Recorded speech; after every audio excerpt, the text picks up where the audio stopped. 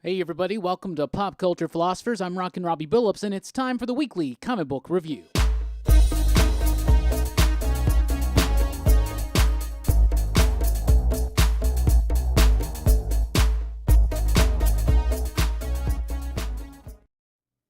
That's right, everybody. Thanks for checking out the video. I am Rockin Robbie Billups. This is the weekly comic book review. It's the show where I read a lot of comic books, and I'll let you know what I thought about them, and we always start with the pick of the week. And we're doing it live this week because I wanted to get it out as quickly as possible. It's been a busy day. However, the pick of the week this week is Twin Worlds #1.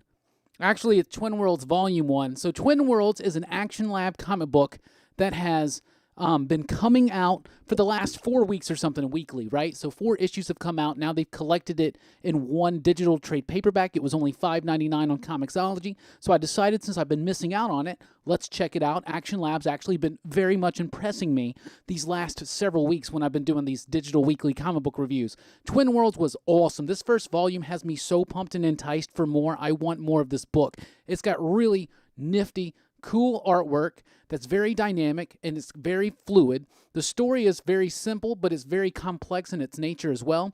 It's a great book. I absolutely love it. The story is that there's this portal that opens up somewhere outside of Earth, like right next to Earth, right somewhere in the future, right? They go through this portal and they come across this alien world. It's very much like Earth. However, it's more of a fantasy land. The people that live there resemble elves. There are dragons and stuff like that, right? So, of course, mankind goes in there. They start exploring and then they start exploiting. And it was an absolutely fantastic book. It has a lot of different struggles and nuances with the characters. I absolutely thought it was so fantastic. Let's continue on with the Action Lab trend. I read Wolf and the Crow #1. I wasn't very impressed with this one. It was okay. It's kind of about this tribe of cavemen and they're trying to hunt and there's like turmoil in between. It had decent artwork. I really did like the artwork, but the story was just okay, and it was not difficult to follow, but it wasn't the most enticing and compelling story, especially out of everything that I read this week. Sweetheart issue #4 came out this week, and they've been releasing this one weekly as well. Sweetheart has been a fantastic book, especially if you're a horror fan. It's about this town in which there are these monsters, and a monster will pick a human because of say high glucose level or something like that. They will literally follow this human around their entire life until they get the opportunity to eat them. It's that simple. The humans can drink this tonic that kind of puts it away for just a little bit. But Sweetheart's been really, really good. The first issue I read when it came out in print, and then obviously no print comic books until next week. That's right, print comic books are back next week, so be expecting some really fun excitement. It's a very small number, but they will be gradually increasing as the weeks progress. However, Sweetheart #4, very cool, very enticing. I'm excited to see where this story is going to be going. I also read from Action Lab Lucifers Night #1. So on April 1st, I did a review, and I did Lucifers Night #1. This one's from Action Lab Comic Books as well. Really did like this one. Second issue, really cool as well. It's about this dude, and he finds out that his entire circle of friends, they're either demons or angels or fallen angels or something like that, right? He's been lied to. There's something going on, and he only realizes this after he discovers the existence of demons. Very cool stuff. Great drama, great characters, great artwork. The artwork in this one is very, very dynamic, kinetically charged, really cool stuff, and it really pops off the page. The dialogue is scintillating. It goes right a breeze across. Right a breeze across? Whatever that means. What else did I read this week? Well, DC's got some new digital first type stuff, and it's weird that they're calling it digital first, because what they actually are is that there's some of those original stories that were created for the Walmart DC 100-page giants, right? So if you missed out on some of those, here's your opportunity now to check out some of them on DC Digital first. So you got Batman Gotham Nights #1, and these are releasing. They're $1 each. They're about 24 pages each, and they come out once a day. So tomorrow I think is Aquaman or Flash, and then the next day is Aquaman or Flash, whichever one didn't come out, right? They're going to continue doing this every day, and it seems like they're just going to be recycling this content, so it's not really anything super new or flamboyant or anything like that. However, this Batman one does have the Jim Lee story, so if you're a Jim Lee fan, you might want to check it out. It's got a story by Brad Meltzer, and Jim Lee is the Medal of Honor story that was recently printed in that military-themed Walmart thing that just popped out in Walmarts like just recently, and because of the lack of availability of that book and the lack of availability of people being able to get to it, it's actually started to spike up online. They'll probably reprint it, and of course, comic shops are going to get their own copies anyway. For Jim Lee, it's okay. It feels a little rushed. It feels a little okay. For the story, it's just all right. And then there's the second story in there. It's the Batwoman story. I remember reading this in one of those giants, and it's decent. So the Batman one is just decent. There's a Wonder Woman one, Agent of Peace. This one is written by Jimmy Palmiotti and Amanda Connor. So if you're a fan of their Harley Quinn run, you definitely want to check this one out. This one, they each contain 2 of these chapters, basically. But this makes one complete story with the 2 chapters. Basically, there's this villain, this evil guy, you know, and he's just trying to, like, take over these buildings. He's like getting these buildings to be demolished, and then he's buying up the land super cheap or something like that. Just kind of land grab scheme, right? Well, he goes after Harley Quinn, and he sends a team of assassins after Harley Quinn, or hitmen, I should say. And Wonder Woman has to protect Harley Quinn. It's all right. It's a little obnoxious because I just don't typically like this portrayal of Harley Quinn. It's very Deadpool-y. It's very silly. But it's okay. I mean, if you like that stuff, you're going to probably like this book. Superman Man of Tomorrow, #1. This is an available DC Digital first right now. This one was probably my favorite out of the bunch. I really liked it. Robert Venditti, Paul Pelletier. Really liked the artwork. Really liked the classic feeling story with a classic villain, Parasite. Parasite's such an undervalued villain for Superman, and I love it when he's used, and I love it when he's used effectively. He basically takes the entire power out of Metropolis, complete citywide blackout, and a super uber powerful Parasite versus Superman. Some really nice Superman-y moments in this one as well, but I really did like this one. So those are the DC ones that came out this week. What else came out? A bunch of random stuff. And one of the things I've really been liking about these digital comic book reviews is that I'm finding stuff that I never would have found before. For instance, the Conductors, Tickets to Terror. So this is just like a little one-shot horror story. It's kind of like a Tales for the Crypt type setup, but there's really just one story in here. But it was actually pretty decent. It's nothing that's going to like blow your mind apart or like, whoa, what an original concept. But it was a very effective, chilling horror story with a nice at the end there. So I thought that was really, really cool. What else did I read? I forgot this one. This one's, I think this one's Action Lab as well. Maybe. I think it is. It's Carmen. So Carmine #1, 2, 3, 4, and 5 came out today, but you can also just get the trade paperback or the digital collection, I should say, for $5.99. So I got it and didn't really like this one. Didn't really resonate. It was really, really difficult to follow. It's trying to be like a darker version of Game of Thrones, and it's just failing at it miserably. I just did not like this one whatsoever. It was not for me. The artwork was pretty solid, but I just found the characters not enthralling or compelling, and the story was just kind of dull and incoherent at times. So that's what I thought about that one. So maybe I should have just picked up issue #1. But I read all 5 of them to see if it would kind of coalesce, and it really didn't. Bardo Thodol. This is like a one-shot comic book or something that came out. It's by Big Hugan. This was wild. I don't know how to describe it. It's really weird and surreal. First of all, it's got some really nice, detailed, textured artwork. Really good stuff. It just came into focus, and I'm trying to pull it away. And it keeps this weird kind of flow of this weird little dude, and it just gets so... And for I'll show you this page.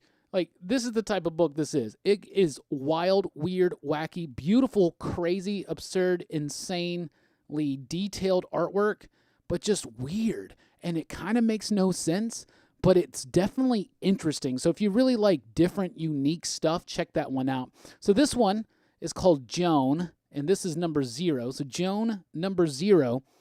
I like the artwork in this one a lot. I thought the artwork was so frickin' solid. It's basically about Joan of Arc. She, of course, was murdered, killed, put to death, and she comes back, and it seems like it's kind of still set back in the day, but they're using like modern terminology, and they're talking about movies, and she's got access to like guns. She can pull any gun. It's like a power God gave her. So now she can pull any gun from modern history and just start blowing all these people away. So it's a revenge flick. But Joan of Arc is like almost by way of Tarantino, but I really did like the artwork. It's gritty, it's textured, and then you got these really beautiful shots like this. I got to make that bigger. I can't really see it. But you can really get some nice, beautiful landscapes right here. Nice texture, great colors, but really interesting stuff and a wild idea. I don't know if it 100% works, but I found it to be pretty engaging. Here we got Ugly Studios Presents. I got this one because it's 2 stories, and the backstory is pretty cool, and it's one of those Tales from the Crypt, Twilight Zone-y type stories with a nice twist at the end that I liked. But the first story is about this like necromancer dude who's like controlling this kingdom with his cat familiar, and he can turn his cat into this like giant, let me find it, like this giant creature or something. And it was pretty good. I think a lot of people probably won't like the artwork, but I did. There's something about the artwork that I really liked. It's quirky and amateurish at times, but it kind of absolutely fits. All of these I've gotten on Comixology, by the way, today. What else do I got here? But yeah, Ugly Presents was actually pretty cool. I got Godlings #1. This one was interesting. I really did like this one. I thought it had a really great setup. It's about these young gods who leave the pantheon, and they just want to go and live a normal life, but of course they can't have it. It's got a really interesting graffiti type style artwork to it that I really feel actually has a lot of energy and power and punch to it. And the way the story was told, there's a lot of exposition there, and it's doing its job of telling you the story, but I actually found it to be rather engaging. So I thought that one was pretty cool. I don't think the artwork's going to be in everybody's style, but for me, it actually worked. It fit with the story, and I don't know. I really liked it. I thought it was cool. I don't know if a lot of people will, but I really did like it. One I absolutely loved, near pick of the week, Planet Slammer. Planet Slammer #2. When I read Planet Slammer #1 a few weeks ago, it kind of surprised me.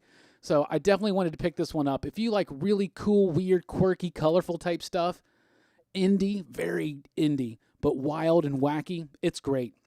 So it's about this woman who's like a badass bounty hunter, police officer, something like that, and she has like put away so many people, and so she's put all these demons and criminals and aliens and creatures, and they put them all on this planet. It's a prison planet, Planet Slammer, right?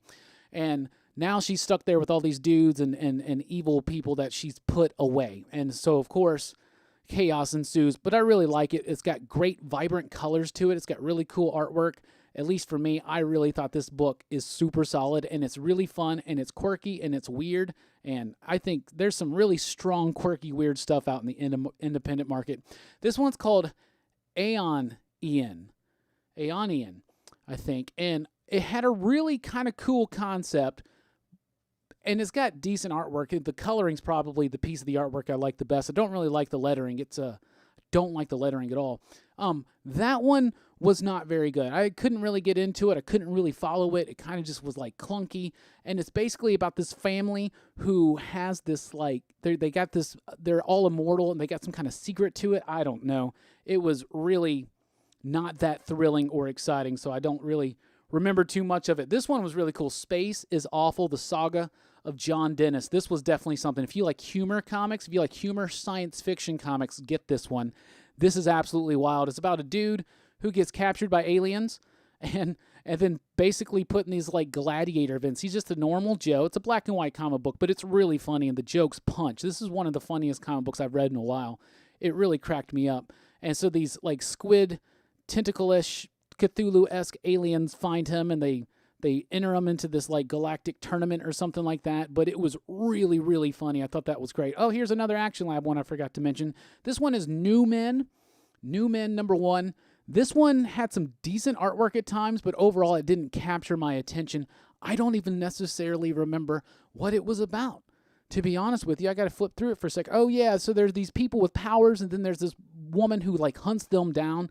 You really don't get a lot of information. It's got some cool composition at times, but other than that, it didn't really do anything to entice me or bring me back in.